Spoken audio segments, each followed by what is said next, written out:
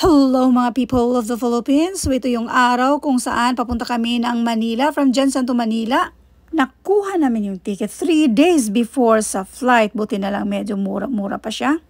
Ito namang island na nakikita nyo, hindi ko alam kung saan yan, banda sa Pilipinas. Basta ang alam ko, andito na kami sa airport. At ito rin yung lagi kong nakikita every time na magbabakasyon ako dito sa Pilipinas noong dating OFW pa tayo. Ito yung mga panahon na lagi akong naiiyak kapag nakikita ko ito na for long time na nagtatrabaho tayo sa labas tapos andito na tayo sa Pilipinas. Pero anyway, galing lang kami sa Jensen nito, papunta ng Manila.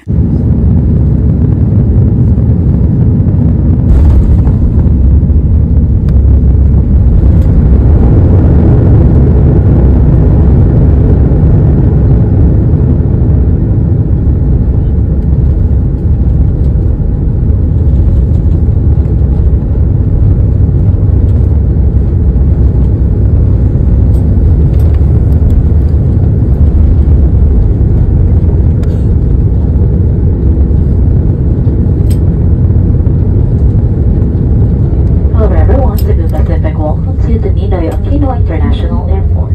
For your safety and comfort, please remain seated with your seatbelts fastened until the captain turns off the fasten seatbelt sign. Please check your surroundings to ensure you do not leave any of your personal belongings. Mag-selfie muna tayo ng saglit. Pababa na kami ng eroplano nito. Lahat ng gamit ko, isang tao lang nagbibitbit. Ayun na yan. Bag ko yan. Dumating kami nito mga 9:30 ng umaga. Hindi kami nagbibitbit ng mga extra na bagahe. Backpack lang ang bitbit namin ito. At least, wala na kaming dagdag pamasahe sa eroplano.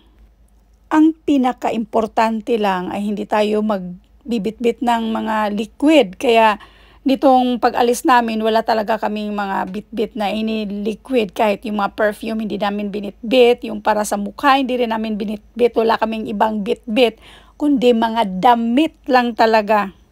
Sa mga charger naman, ang dami naming bitbit na charger. Pero hindi kami nagbibitbit ng extension.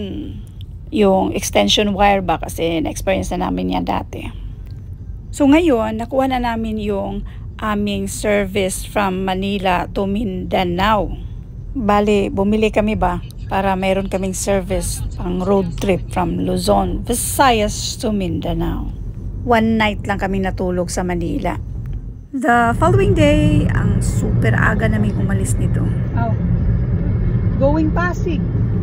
Aba, yung driver ko mukhang sleepy pa siya. On the way na kami sa aming road trip.